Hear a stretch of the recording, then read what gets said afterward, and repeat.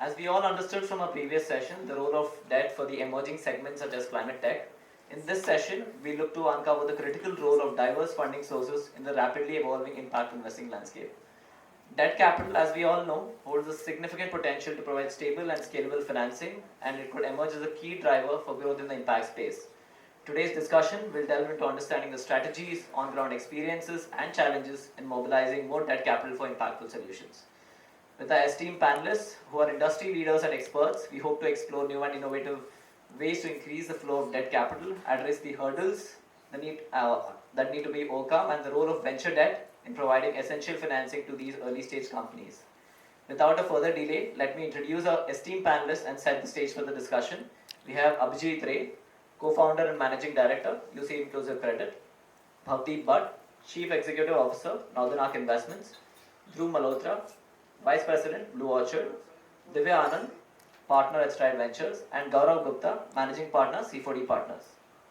And moderating today's discussion, we have Neha Khanna, Senior Manager, Climate Policy Initiative. Neha, over to you.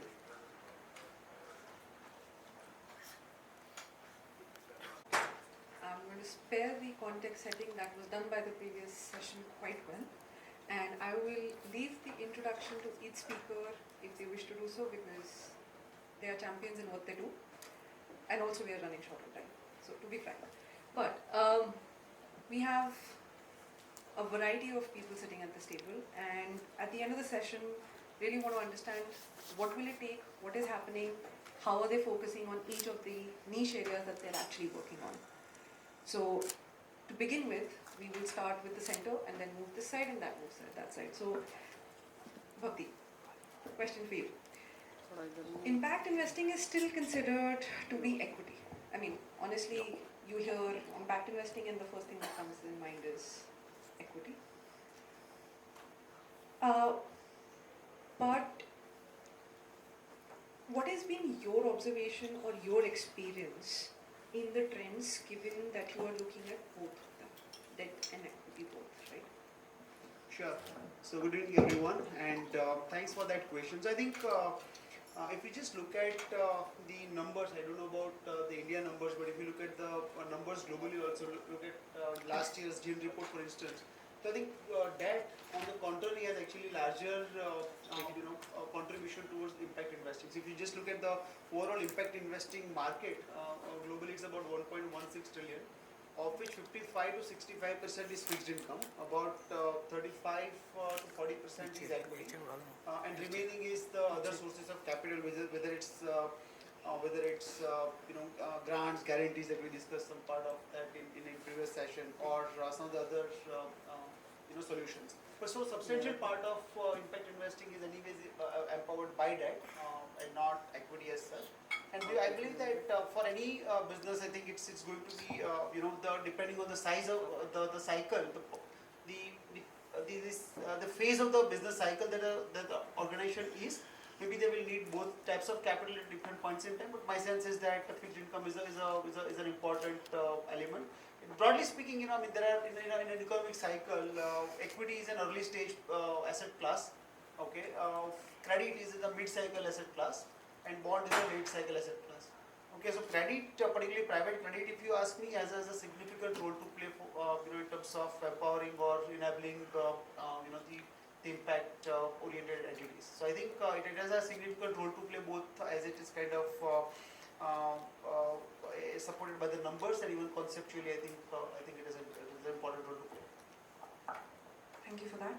So given that we know that debt is larger now, and that all have a role to play, but I'm also going to add a little bit of what we heard in the previous session, that you can't really create a full-fledged template in this scenario, because there is a case for templatized approach, but there is also a case for need-by-need approach. So the next question is for Abhijit.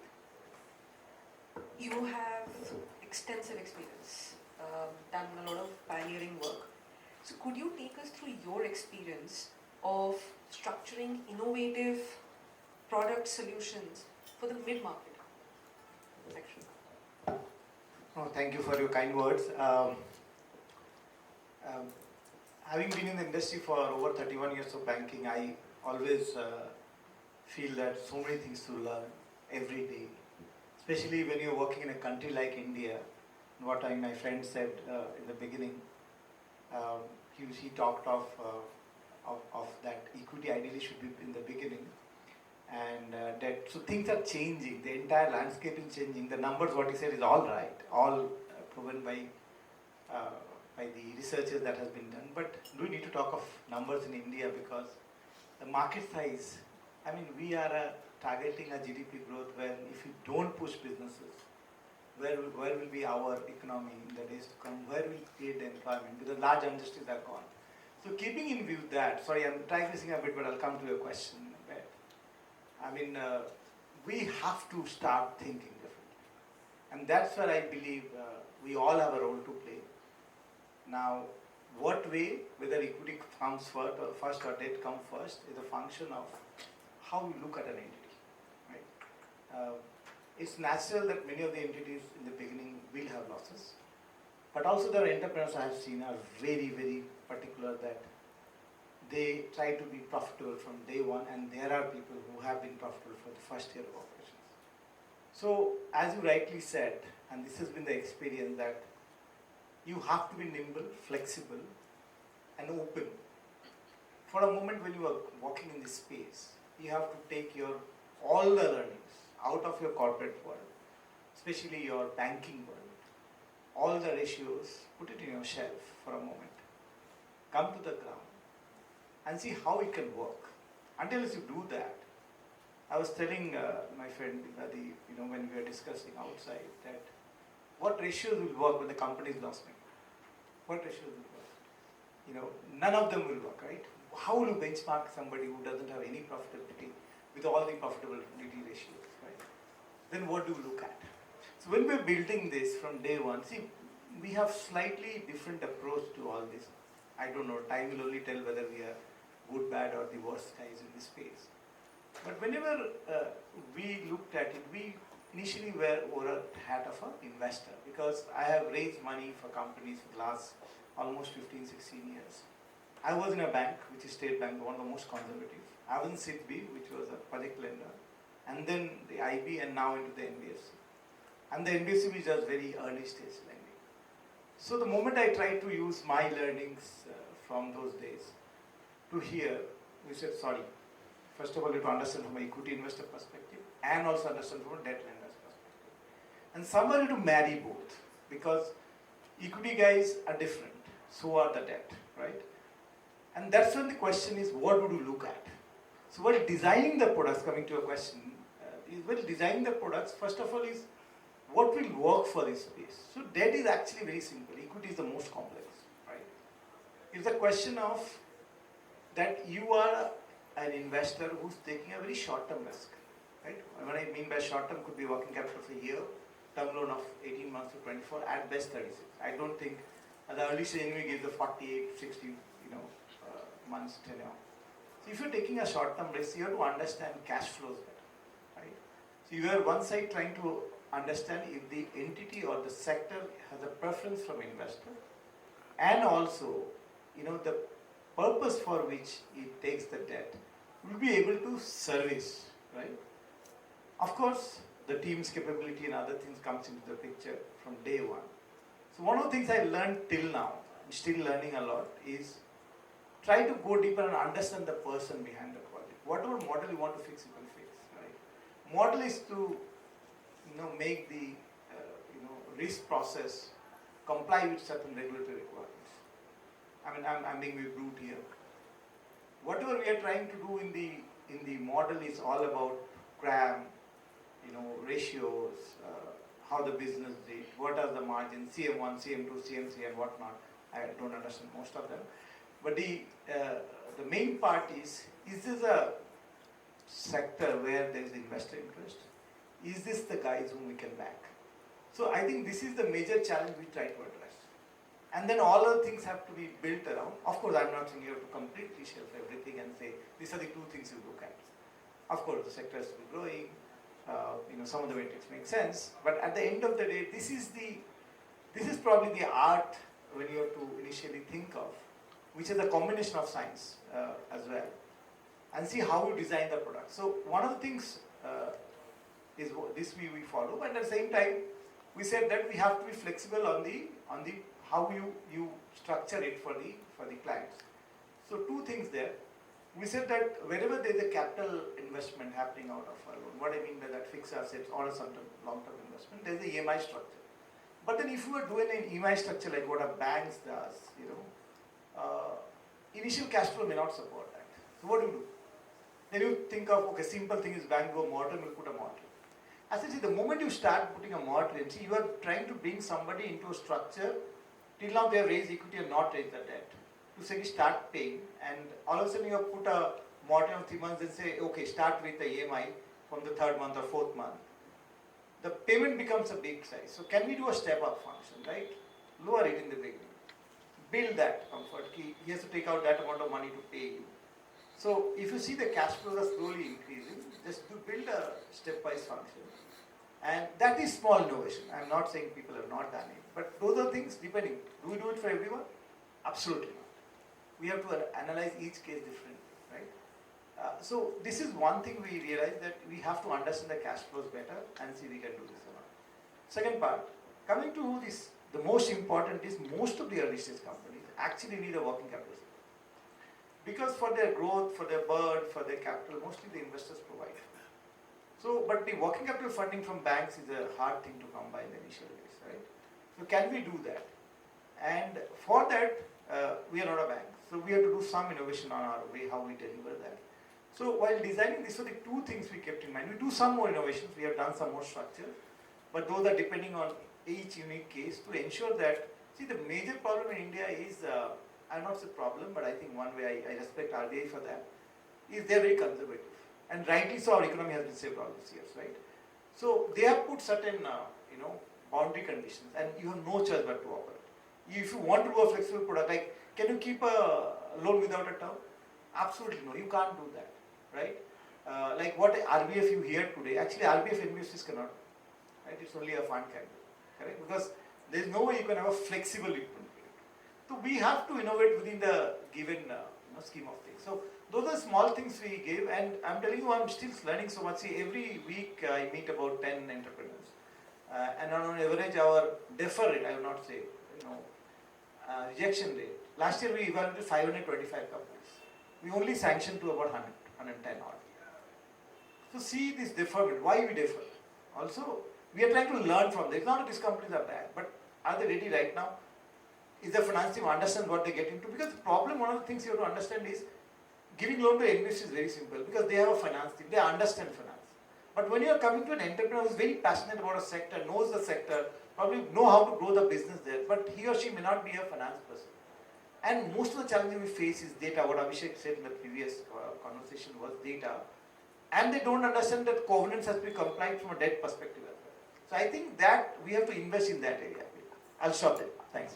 Thank you so much. So said lending to NBFCs is a bit easier, and I see through laughing. So what has been your experience? Can you just elaborate, because MFIs and NBFCs are your portion? Yeah, hi everyone. So I'm realizing that lending to MFIs and NBFCs is no longer the sort of flavor of the month, the hot topic. Definitely not at this conference anyway. So let me start off by saying that Blue Orchard manages several funds. It's true that most of the work we do is in NBFCs and MFIs, but the latest fund that we've launched is the Blue Orchard Impact Credit Fund, which has a significant allocation for non-FI deals. It's something that is quite new for us, admittedly, so could probably collaborate with a lot of people on this panel actually to understand more about the venture debt space in India. But coming back to Blue Orchard's bread and butter, quite frankly, what we do is mostly lending to FIs and lending to NBFCs and MFIs, and there's a reason for that, right? The Blue Orchard was set up as an initiative by the United Nations in 2001, basically to mobilize capital from development financial institutions to microfinance markets around the world. Quite frankly, the easiest way to do this is through debt. You lend onward to a microfinance company and they can lend to low-income households. having said that, we have expanded the mandate beyond just debt. We do private equity, we do public debt, and we also do climate finance. And as I mentioned, we're looking increasingly at venture debt. I think it's interesting because we've also, this expansion in investment strategy has helped us to also expand sector-wise. So similar to Northern Arc, we're in various sectors, right? Not just microfinance. We look at insurance companies, fintechs, mid-corporates, as well as, yeah, I said MFIs. And then the other sort of diversification point for Blue Orchard is geographically, which maybe makes us unique to some of the other lenders in the room. Although India is our largest market, we've invested in over 80 countries today. So obviously having, it's difficult to be in everywhere at once, so we rely really on strategic alliances with local partners and close collaboration, for example, with actually people like Unitas and Northern Arc, and a lot to learn maybe from some of the other, like I said, a lot to learn from some of the other lenders in terms of venture debt. If I can, coming to your actual question about our experience with NBFCs and MFIs, I think, and I'm not going to talk about credit underwriting because number one, it's the end of the day and you guys anyway, thank you for being here still. So I'll talk more about our sort of effort to evaluate ESG risk, as well as our initiative to quantify the impacts that our loans make, right? And it's actually not too different when you look at the process in terms of credit underwriting versus ESG underwriting. So Blue Orchard has its in-house framework called the B Impact Framework. This was developed in 2020 during COVID when we had a lot of time on our hands. Basically, we're looking at three major parameters. One is ESG risk. So whenever we onboard a company, be it an infrastructure project or an NBFC, MFI, a corporate, whoever it is, we'll assess the policies and practices of that company and evaluate if there are any significant ESG risks, well, more ES, any threats to the environment or local communities that maybe at first sight one could have missed. And then we're also looking at, from the G point, looking at governance of these institutions that are professionally run. So an ESG score is attributed to every investee that comes on board our platform. But we go one step further, and that's basically on the quantification of the impact. So the people that are putting money in Blue Orchard funds, they want to be able to see the actual KPIs and the kind of impact that these loans are making. So essentially what I mean is that when I bring on board a company and I want to give a loan to said company, I need to come up with an impact scorecard.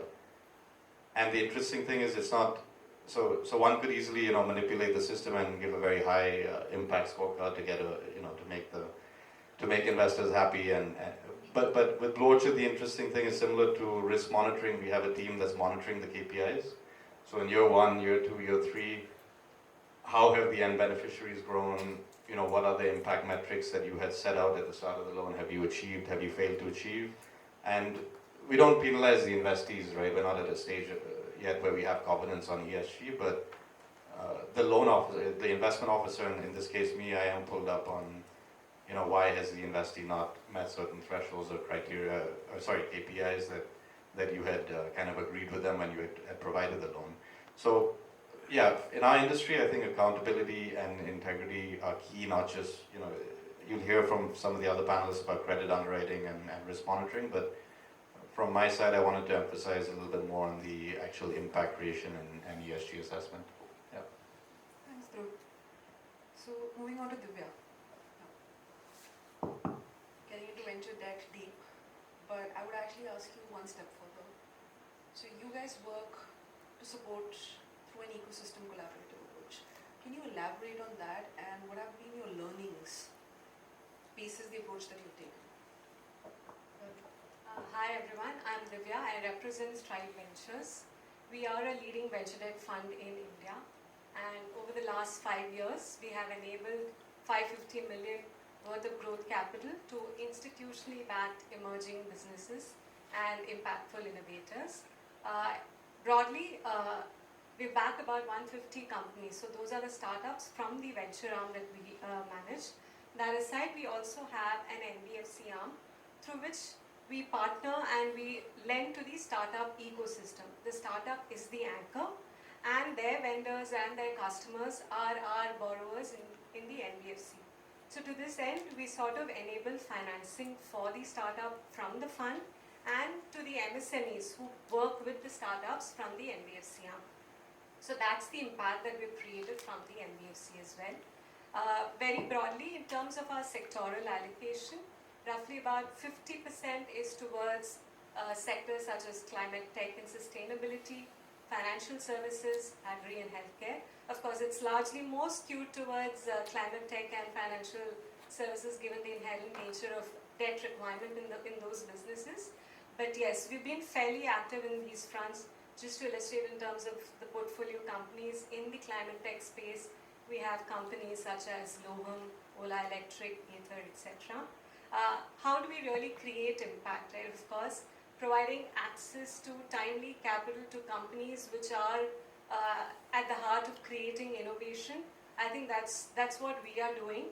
I'll just give probably an example of a company in the healthcare space that we had looked at last year.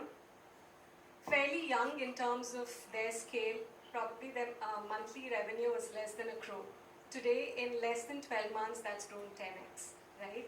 Our ability to catch companies young, underwrite them, of course, Abhijit did mention what metrics do we really see. These are not companies which are profitable. As I did mention, the scale of business was also fairly small. But again, our ability to understand the business, this was a healthcare service provider providing access to healthcare services in the underserved areas in Orissa and Chhattisgarh. A strong team, of course, in certain circles, their ability to demonstrate decent unit economics and a very strong team and tech stack which would help them replicate this model in the other geographies gave us that comfort.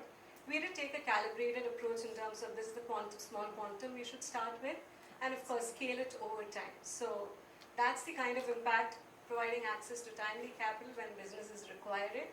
So that, and then the intent is to start early from a pre-series A round and go up to a IPO till they are IPO bound. So that's how we sort of create impact here. Thank you, Divya, for that. Okay, so Gaurav, coming to you with a different perspective. We spoke about different sectors. In your experience, do the complexities change tremendously when you go from sector to sector, or can you say that there is a broader framework with slight tweaking you can manage it? And I'm also linking it to another aspect that typically when you go to a bank, when borrowers will go to a bank to ask for capital, there will be a structured approach to it. From what we've heard so far from the previous panel and from the panel here right now, that's slightly different here. So could you sort of elaborate on that and link it to how you see growth in multi-sectoral approaches? Yeah, see, the complexities change with industry to industry. Obviously, the variables that go into a business, the product economics, all those things are different for different industries. But credit underwriting at the end of the day is that is common in the sense that as Abhijit also mentioned and others that you need to understand what the product economics is, what are the cash flows. At the end of the day, it is credit that is being extended. There is a repayment that has to be done with interest. So whether the business will be able to generate enough cash flows, what can be the downside, what are the assumptions that have gone into preparing the business model.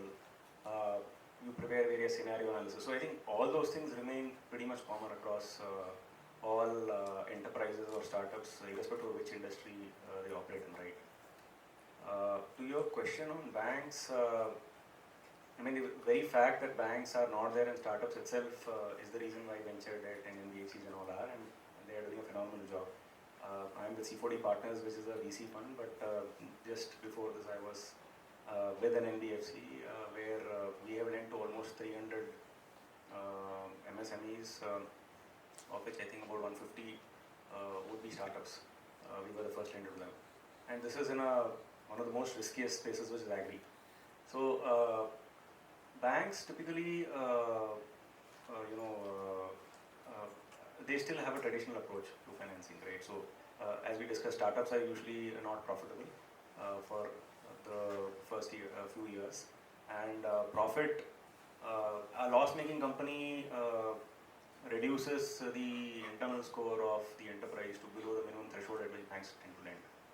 If you want to improve the score, you need collateral, and startups usually don't have collateral unless the promoters are from a wealthy background, plus the requirement of rating, etc., etc. So I don't think it's got to do with the sector as such. It is just that banks will not lend at that stage. Having said that, as you may be aware, the regulator has made lending to startups qualify for PSL, so that is an incentive. And what we have seen is that some banks, public sector, private, and even foreign banks, have come out with startup financing programs. Now these programs, again, I mean, there is some primary criteria. These companies have to be well capitalized. One second is what banks have increasingly become comfortable with financing startups is with working capital, but mostly end-use monitored and self-liquidating. So it's mostly trade finance kind of transactions where they are able to control the cash flows. So obviously the current account, the business is routed through the current account, so the bank is through contractual obligations able to control the cash flows. Then they are getting increasingly comfortable with lending. Also, we've seen how many startups have become unicorns. So banks are beginning to realize that it's good to catch the startup early, start a relationship, including taking exposures, so that as they scale up, they have a larger share of banking wallet as long as they provide good service. And I think, yeah. Yeah, can I add a point? Yeah, it's just so I think just couple of things. One is I have come from the mutual fund industry, just joined this Northern Arc firm just about 4 months back, and just to kind of add to this point of scale versus structuring. Okay, I mean the strength of banks as underwriter is typically the selection, right? I mean, because they have range of companies and the leads kind of keep coming in, and they, because through their templatized model, they will say yes or no to the loan. Whereas in case of private credit space, is pretty much like structuring. So the limitation itself is a strength for private credit, and it's very bespoke, right? I mean, for example, and I keep telling this as a contrast. The world that I am coming from, typically you would see a fixed income average ticket size being 500 crores. To hear about 20-25 crores average ticket size, and that's very bespoke. Second related perspective is, if you just look at again the public market space, if you look at the equity versus fixed income, I have not seen a sectoral approach to fixed income space. Okay, whereas in case of equity there is a sectoral approach. In case of fixed income, it's pretty much like cash flow driven approach. So there are three things that people typically look at. Either the cash flow, before that it comes maybe collateral, or the external rating. So these are three factors typically through which you kind of filter, do the structuring that you need to do to kind of make sure that you have added the level of safety for yourself. But that's how one typically looks at it. I just kind of my first question was, why don't we just templatize our the risk assessment and underwriting? And that's something which is just not possible, and probably that limitation is the strength for private credit. Otherwise, at Northern Arc also, I mean, we have seen like about $1.3 billion of credit underwritten in funds with zero kind of delay, leave aside default to the customer. How do you kind of deliver this kind of performance with BBB oriented portfolio? Absolutely unbelievable. And this is not only about Northern Arc, maybe there's quite a few other entities in this industry have done, and that's typically because we don't have the template. Yeah, very interesting on the template side. But before that, carrying on from where my friend Gaurav was sharing about. Now look at it. 4 years back, we have done 300 companies, and just to give some statistics there, 300 we sanctioned and disbursed. We have looked at more than 1,000 companies already. So now, when we did this company, so let's take 4 years back. Where was BlueSmart? Think of it. Where did you benchmark this against, right? It cannot be an Ola because it's not a driver-owned model, right? So, and think of it. I have a credit committee member who is the ex-SBI, and she's the chairman. Now, why we did that? We could have done it ourselves, but we wanted that to see that you have to also make a change, and to also convince our people that these are fundable options. Today, everybody is chasing BlueSmart, but at that point nobody would have touched with a barge port. I'm serious, I'm telling you this. Nobody, ask same question to Anmol, he will tell you this. You know, when battery swapping started, battery smart, 4 years back, did anybody understand how it will work? And the economics, you cannot compare with China, neither you can do it with Europe. The dynamics are different. A battery, the type of revenue a driver earns to make the economics work.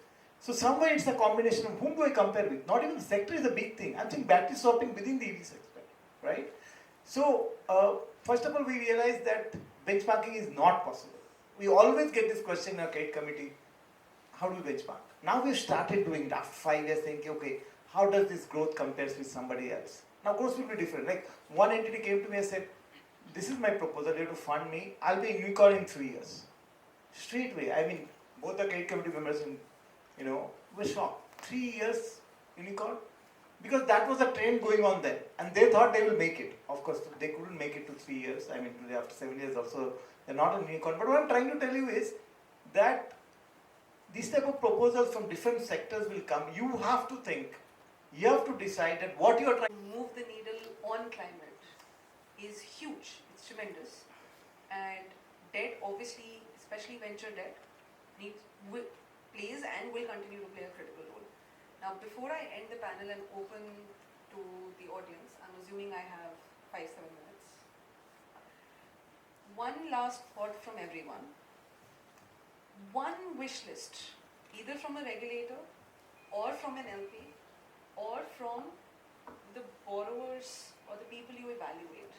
If there was one thing that you could get which would really jump up the trajectory even faster in a more sustainable manner, what would it be? I'll start from Gaurav and end. Either from a regulator or from an LP or from potential borrowers. Choose one. One wish list which would really just move that needle. Moving the needle, just one thing that would move the needle. I think since now I've moved into the shoes of an equity investor, I'll maybe wear that hat. So this is something, since we work with equity investors even as a lender quite closely, I will, the expectation from the portfolio companies, which is the borrower in this case, is what I'd like to share. And I think part of it was mentioned by Jayant in the previous discussion as well. The debt is required. I mean, we invest at C4D when the companies have achieved a certain scale of revenues but are not profitable yet. But at the time of business planning itself, given the importance of debt, especially there are NBFCs, there's venture debt. Eventually, to bring down the cost of borrowing, we would like our portfolio companies to get to banks. And given that banks have now specialized schemes for financing startups, it will be good for the portfolio companies to understand what are the requirements of those schemes and prepare for them at some point in time in future. So my expectation or my ask from borrowers would be to plan. I mean, Abhishek in the previous session said that they do not provide information. They have a problem with cost. I think this is something that borrowers, startups will have to understand. Climate is even more tougher actually to assess, to underwrite for any lender, be it a bank or an NBFC. So I think, there is a unanimous agreement that debt is extremely important to help companies scale up. So yeah, I would like borrowers to actually have high levels of governance, have complete transparency in reporting, accurate reporting, timely reporting, adhere to compliances, and prepare themselves to first take loans from venture debt, NBFCs, and then move to banks eventually. I think from a borrower standpoint, completely aligned with what Gaurav mentioned. I think governance and accuracy with respect to information reporting, I think that's paramount. With respect to LPs, I still think venture debt as an asset class, LPs are still new to it.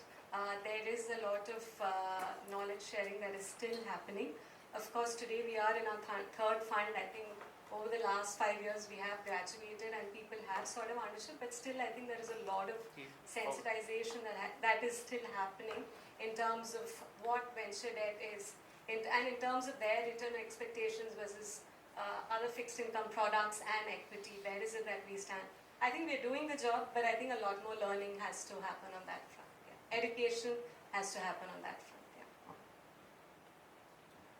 So from borrower's point of view, and I'm not talking as a private credit provider, but as from a bank point of view, very interesting number that I came across recently. If you look at the credit to deposit ratio in India, that's 80%. Okay, plus. Any guess what is the credit to deposit ratio in rural India? Any guess? And it's just one number. Okay, it's at 10, as low as 10%. Okay, first of all, deposit itself is very low because India saves in, rural India saves in gold. Okay, 2 trillion worth of gold is saved in India. Now the point is, if the credit to deposit ratio is as low as 10%, can the PLI, for example, or rather this priority sector lending, not PLI, can, for example, can move the definition from agri driven to rural. So any lending that happens in rural India, for instance, can it be included in that? And that is just one wish list that someone else had kind of shared. I'm kind of sharing it here again. I think it will be very, very powerful because MSMEs, we all know that. I mean, yesterday McKinsey came out with this report day before yesterday.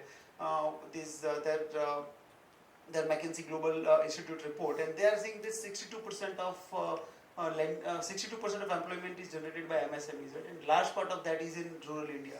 Can we really help them get a greater access to credit, and whether it's climate or otherwise? I'm talking generally in terms of private credit in general available to MSMEs. That I think will kind of make it really, really easy for MSMEs to grow. 62% of employment, 30% of GDPs. I think is a substantial contribution making, and can we really empower, enable them through that? Would be my point of view from borrower's perspective. I think my friends have already said most of it, but I have a different wish list slightly, and this is about the early stage when you are talking of 1 to 5 crore or even less than that, 50 lakhs to 3 crores or so. As Gaurav was saying that 50% of them never had a loan or probably were the first loan. Same example here in our case also, results. 40% of the companies I lend to, we are the first or the only lender. Now, what holds us? Not to, why out of 500 I defer, 400 companies to evaluate next year? Only one thing, which is capital. That is equity capital. So debt is inherently by design, the ability to take risk is much lower. So until unless the equity guy has taken a larger risk, we can't take that risk, right? So most of the cases there is not enough cash in the company. So I believe as a wish list, more and more funds to come up will help us to expand. In any case we are doing this, but the net can be much bigger, we can cover much more if we have much more funds that are there who can back the early stage enterprises. Okay, so my wish list probably a little bit of a stretch, but I think a little bit of help from the regulators in terms of easing some of the restrictions for foreign portfolio investors to come in, particularly in the non-FI space. As I mentioned, we are increasingly looking at expanding beyond FI to try and enter maybe the what you call the venture debt space, but there's certain restrictions in terms of how you invest as a foreign portfolio investor. We are pretty much limited to ECBs that are listed on the GIFT City, and there are various reasons for that. I won't get into it, but it's challenging, and not just in terms of setting up, not just in terms of the compliance requirements for the borrowers, but also in terms of the interest rate caps, as well as restrictions on tenor. Right? So, quite frankly, if you're looking at lending to what you're calling an impact startup, and there's a rate cap, and the rate cap is the same as lending to an FI that maybe has years and years of track record and audited financials, and as a credit committee member, I probably will only go one way, right?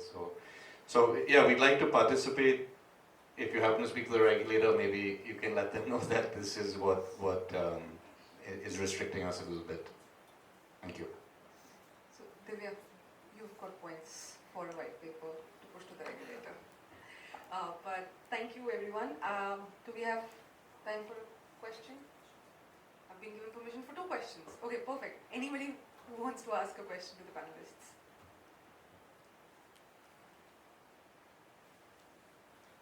It's like a very boring session, no question, good. I was going to say it was an exceptionally enlightening that everyone has got clarity and hence there are no questions. you've done a great job. So, but yeah, I think with that I would thank all of you. Thank you for sharing your experiences. Thank you.